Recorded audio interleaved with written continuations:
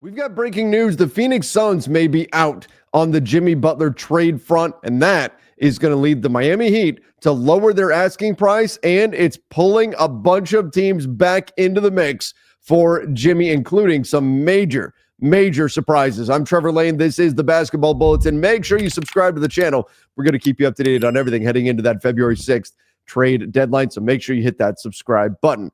All right, so here's what's going on. There had been rumblings that the Chicago Bulls and Bradley Beal had some conversations about maybe Beal landing in Chicago. I thought it made no sense. I thought it'd be a stupid thing for the Bulls to do, and Bulls fans should be relieved that Bradley Beal will not waive his no trade clause in order to go to Chicago. And this is the whole problem with Jimmy trying to get to the Phoenix Suns, who will pay him, and that's a big part of why he wants to get to Phoenix, in addition to playing with KD and Devin Booker. But we know he wore the Phoenix Suns color shoes. He dyed his hair Suns colors. He wants to go to Phoenix, but nobody wants Bradley Beal. No team out there wants to trade for Bradley Beal, not if it means dealing with this no trade clause, which perpetuates. Even if he waives the no trade to get to a team, let's say Chicago, the no trade clause doesn't go away. Just now Chicago gets to deal with it if they ever hit a point where they want to move on from him. But Beal will reportedly not waive that no trade clause to get to the Bulls.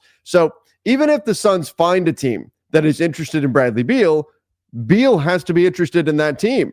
And as a result, they apparently have not been able to find anybody that checks both boxes. That is both a team that wants Beal and a team that Beal wants to go to, which means that if they can't find that, well, they can't trade for Jimmy Butler. It's really that simple. So what's going on now? Well, the Miami Heat, as a result, are going to lower their asking price, and that's going to pull some new teams into the market. So take a look at this. This is Brian Windhorst of ESPN with a really important update on this situation. Traded. I wasn't sure about that maybe 7 to 10 days ago. I really am more sure than ever that that's going to happen. The Heat are trying. Okay, so first and foremost, Windhorst is pretty convinced that Jimmy Butler is going to be traded. Like, that in and of itself is important.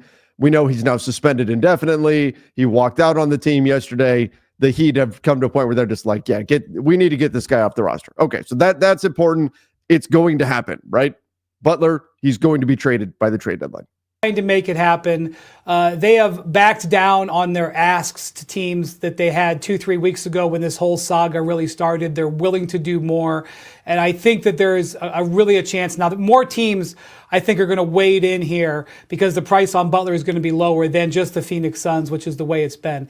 But I have to say, working on this story every day for 6-7 weeks, this is truly one of the most immovable forts meets impenetrable objects I've ever seen in my 22 years covering the NBA. Because basically Jimmy Butler and Pat Riley have gone head to head, unwilling to waver. Riley saying, play and we'll deal with it later. Jimmy first saying, pay me, and then saying, I don't care whether you pay me or not, trade me, and basically not backing down. Both of them used to getting what they want. Both of them with a tremendous track record of winning its head-to-head competitions. And that right there is part of why the situation is what it is right now. There's this stubbornness from both Jimmy Butler and Pat Riley, and they are completely opposed right now. And so that's why this has become so messy, where Jimmy keeps acting out, the Heat keeps suspending him. I mean, at this point, look, assuming Jimmy gets traded by the trade deadline, he's done. He's played his last game in Miami, right? That the Heat made sure the suspension would be long enough to make sure that he does not play another game in a Heat uniform as long as they trade him by the trade deadline. And so I actually think there's a couple of fascinating things about this, guys. One is this Riley-Butler war. I mean, you could honestly, and the backroom machinations are even more fascinating when they all come out. You could do a mini series on this battle back and forth. The second thing is, I think there's a chance, and nothing is for sure. I really want to make it clear, I can't predict how this is going to go, but I do think there's a chance that there's a team out there that might be able to pick up a difference-making player for relatively cheap in this next week. Jimmy Butler's price is at a point where more teams are in. There could be a bit of a power shift. I don't think any of the top teams are going to get him. I think you're looking at teams that are in the middle of the pack, older teams that need a Hail Mary right now, that may be looking at whether they can acquire him. Jimmy Butler's going to get. Oh my. So Windhorst just said the price has dropped, and that now you've got teams that are going to be in more of a desperation situation targeting Jimmy Butler. Older teams, he specifically said, who could that be? I don't know. Let's take a look here. Older teams that are desperate right now. Well, a team that you certainly think of, the Philadelphia 76ers, sitting the 11th seed. I know Jimmy would want to go someplace where he can contend, but is it a point as well where Jimmy is just saying, just get me the hell out of here, get me out of Miami? And the Heat are lowering their asking price. So an older team just looking to throw a Hail Mary that's going to fix something. Philly, could they get in on? We'll talk more about that in just a second. Milwaukee, the 4 seed. I think they're probably closer to that contender status, so maybe they don't quite fit the bill. But Milwaukee still, they're a team that's been already mentioned as a potential landing spot for Jimmy. So maybe there's something there. But then take a look at the West. And this is the one that immediately came to mind for me. The Golden State Warriors. Older team sitting right here. Yes, the Phoenix Suns fit the bill too. But, I mean, if they can't trade Beal, that's that. So the Golden State Warriors have always been, to me, the team that made perhaps the most sense as a landing spot for Jimmy Butler. They've got the contracts to send out. They've got the desire to make a massive improvement right now. You have Steph Curry. You're right now not even a play-in team. In fact, you're a game and a half back. Is that now going to put pressure on Golden State to do something desperate? And in fact, if you go take a look, Kevin O'Connor saying sources, the Warriors are indeed one of several teams back in the mix for Jimmy Butler now that the Heat have lowered their asking price. When this first started, I thought the Warriors were the team that made the most sense. I think Memphis would be a very sensible landing spot, but reportedly Jimmy does not want to go there. So the Warriors getting back in, this makes a lot of sense. But get this, the 76ers may also be in the mix, and we might be talking Paul George trade. Here's Vince Goodwill on that. Philly quietly could be a suitor for Jimmy Butler, and a Paul George for Jimmy sort of straight up, I don't think they make exactly the same, but theoretically it would be a Jimmy for Paul George swap. I believe I've heard this, that Joel Embiid, who still loves Jimmy Butler, is pushing for them to reacquire Jimmy Butler, knowing that Jimmy is out there. But here's the other side of that, Jay Adonde. Paul George was told by management or ownership, we wouldn't trade you year one of this deal. So there are so many different iterations. I'm not saying that Joel Embiid is pushing for Paul George to be traded.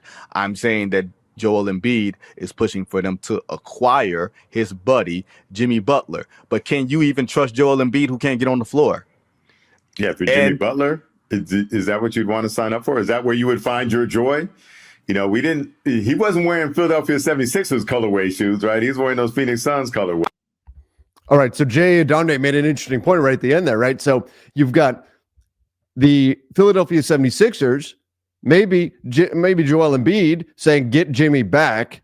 And in order to do that, you've got to do a trade around Paul George. That becomes interesting. Can you get that done if you are the Miami Heat? And then the bigger question, number one, does Jimmy even want to go to Philly? He wants to go to Phoenix, but how much of that is he wants to play with Kevin Durant and Devin Booker, and how much it is Phoenix is one of the few teams that says, sure, Jimmy, we'll give you your next contract, right? I think that's got to be an important piece to this as well. If Philly says, Jimmy, will pay you, maybe he is willing to go back to the 76ers. I don't know. But on top of that, does Miami want Paul George? We're looking at Paul George's contract. Is this now also going to be a bad contract? I mean, 34 years old, hasn't had a great season, been in and out of the lineup, making $49 million this year. And then look, Miami reportedly, they don't want any money that goes past 2026. Well, Paul George goes way past that, and he's got a player option, $57 million player option in 2027, 2028. So then are we talking 3, 4, 5 team trade to send Paul George somewhere so that Philly can get Jimmy, so that Miami can get the stuff they want that's not Paul George? That's something to factor in too. Do the Miami Heat even want Paul George on this contract? I mean, this is very similar to the contract that they don't want to give Jimmy Butler. And the whole reason why all this is happening, because the Miami Heat don't want to give Jimmy Butler the contract that Paul George has right now. So does Miami really want PG? Probably not. So again, now we're talking probably, unless something changes with Miami and they just say, you know what, we don't just get this guy off our roster. We'll take Paul George. Fine.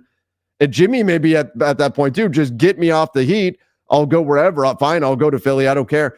Maybe we're at that point. But otherwise, that doesn't make a lot of sense. Now look at Golden State. Golden State has expiring salaries, right? You've got Andrew Wiggins would probably have to be part of the deal. And the rumor has been that the Warriors are not interested in sending Andrew Wiggins, Jonathan Kuminga, the Miami Heat demanding that Jonathan Kuminga be in the trade because they don't know if that actually makes them better. If you give up Wiggins and Kuminga to get in a deal that would stack salaries to get Jimmy. Remember, they can aggregate Dennis Schroeder in a trade. Once we get a day or so before the trade deadline, that's $13 million expiring. Gary Payton II is an expiring salary. Look, they also have future draft capital. The Warriors have the pieces to make this move. They've got, in order to make the move work math-wise, the Warriors have the pieces. You're still probably looking at, maybe a multi-team deal here, but the Warriors have the pieces to make this move work. I wonder, though, since Miami has dropped their asking price and the Warriors are back in, is Jonathan Kuminga now out of the deal? Could that be what brought the Warriors back in? Of course, the Warriors, given their spot in the West right now, they should be a little bit desperate. They should be more considering kind of a drastic move like signing or like trading for Jimmy Butler. But if Jonathan Kuminga is no longer in this and you're stacking up instead Andrew Wiggins, Dennis Schroeder, an expiring salary like Gary Payton II, and there you go. Maybe it's a Buddy Hield or something like that, or Kyle Anderson, something like that you're sending out instead of Kuminga. The Heat just lowered their asking price. Does that pull Kuminga out of the offer for the Golden State side? Again, this is me speculating. Wiggins would have to be part of it just to build up enough salary to get there. But is the Heat now lowering their asking price? Did they lower it enough to pull Kuminga from the deal from the Warriors? They put in other expiring salaries because the Heat are at a point where they're just done with all this Jimmy Butler stuff. Maybe that's where we're at as well. But again, massive shift in the Jimmy Butler trade front here. You've got the Miami Heat now willing to take less in order to trade Jimmy Butler in order to get this done, get him off their roster by the trade deadline. The Phoenix Suns still can't find anyone to take Bradley Beal. And now the 76ers and the Warriors emerging as two older teams who are maybe desperate enough, given both of them are sitting in the 11th seed in their conferences, to trade for Jimmy Butler in a attempt to turn things around. What a shift in the Jimmy Butler trade market. Everybody, let me know your thoughts in the comments down below. Don't forget, subscribe right here to the Basketball Bulletin. You guys know we're going to keep you up to date on all the madness around the league. Till next time, see ya and stay safe.